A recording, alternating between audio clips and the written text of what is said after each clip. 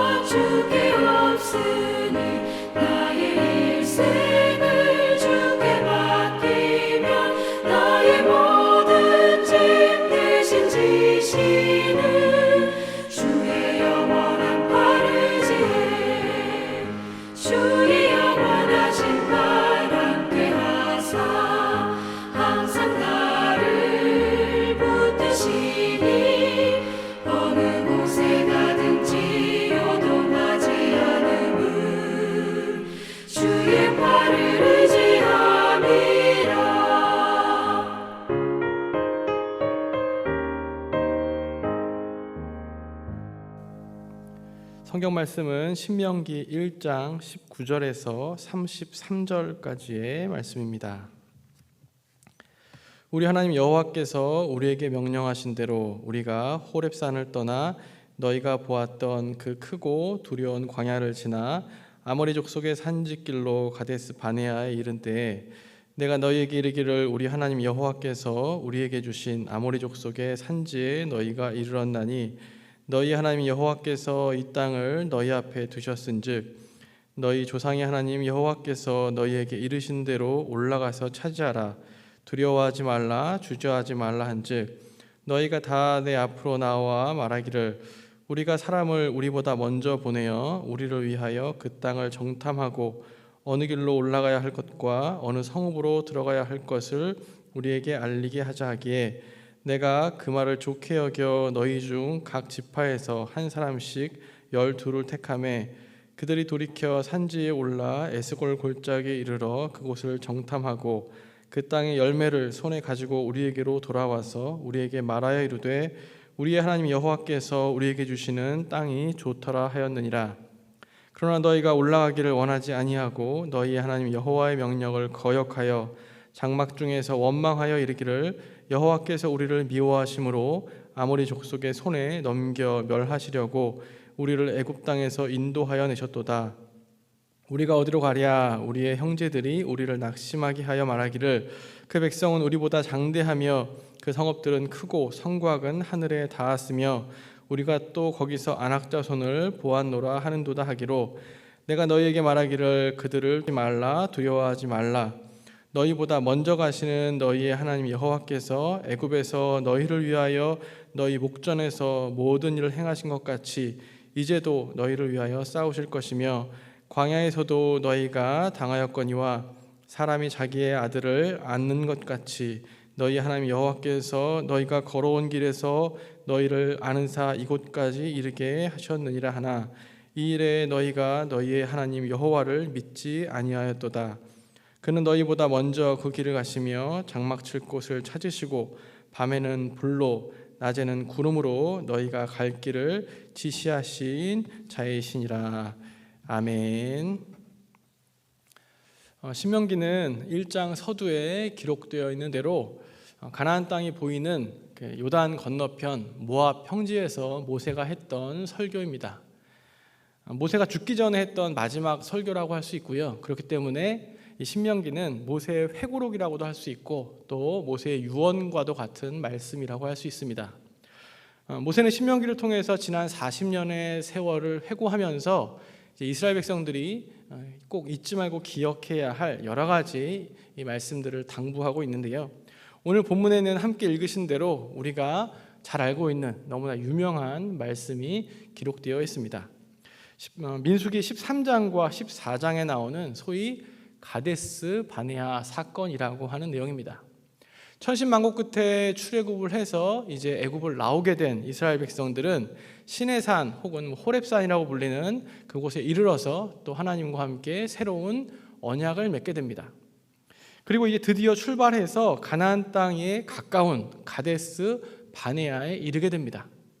이때만 해도 이스라엘 백성들은 이제 곧 가나안 땅으로 들어갈 수 있겠구나라고 생각했습니다. 그래서 가데스 바네아에서 각 지파별로 한 명씩을 선택해서 총 12명의 정탐꾼을 가나안 땅으로 보내게 됩니다. 파송된 12명의 정탐꾼들은 40일 동안 가나안을 정탐하고 돌아왔습니다. 그리고 이제 백성들 앞에서 정탐한 것들을 보고하게 되는데요. 그런데 정탐꾼들이 했던 보고는 흔히 메뚜기와 먹이로 대표되는 아주 두 가지 극단적인 보고를 하게 되는 것을 볼 수 있습니다.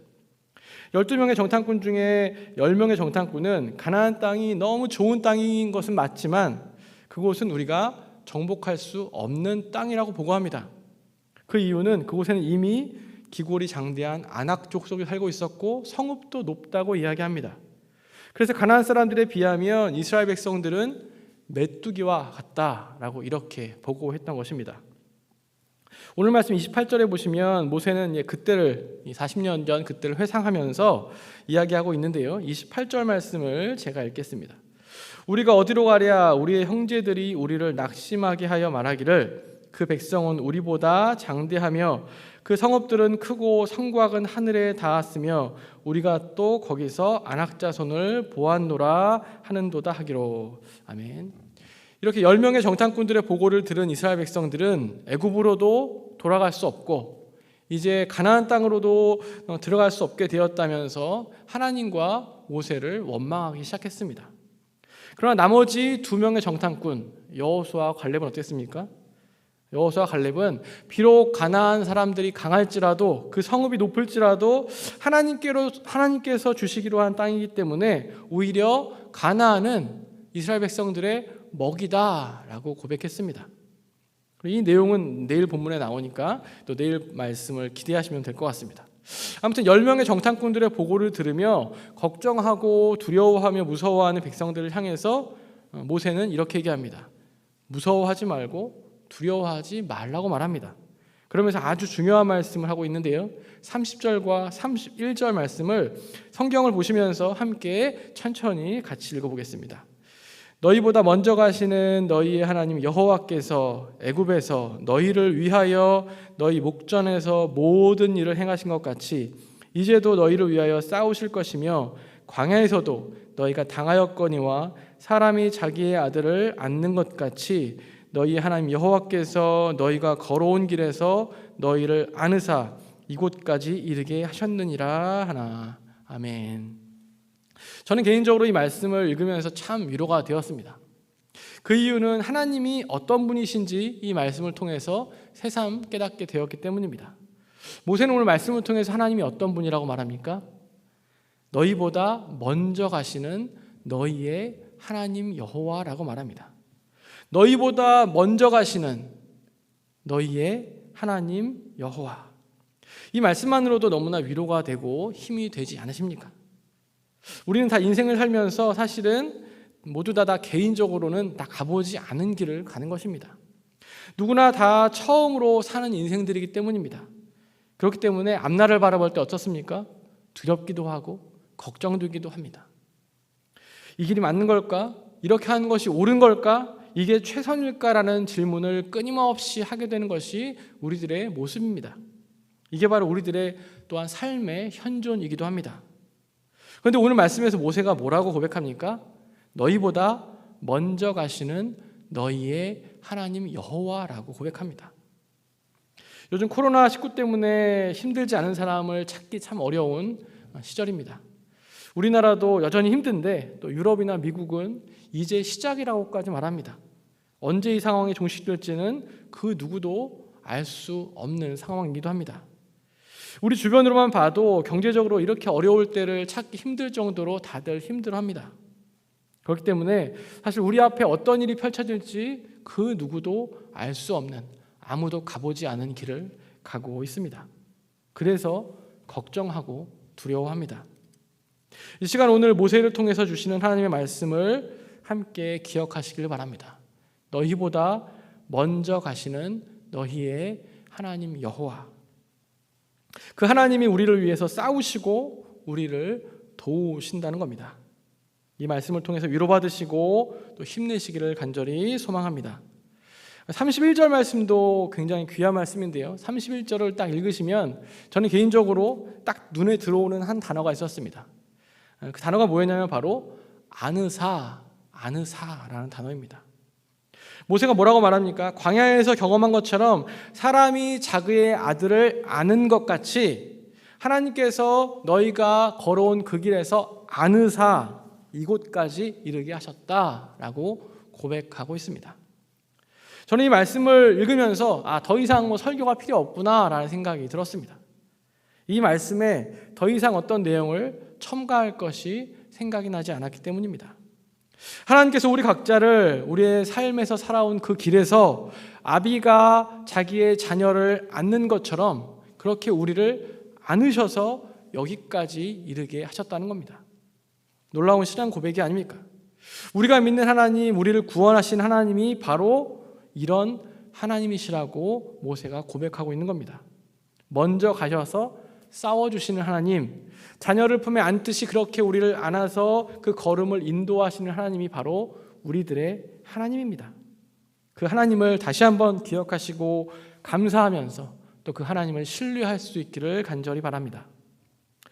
그런데 참 오늘 말씀해 보시면 참 안타까운 것이 있습니다. 그게 뭐냐면 지금까지 말씀드린 것으로 이 말씀이 끝나거나 아니면 모세가 이렇게 이야기한 후에 이스라엘 백성들이 그 말씀에 순종하며 그 말씀을 따랐다라는 내용이 나오면 참 좋은데 32절에 보시면 전혀 다른 말씀이 나옵니다.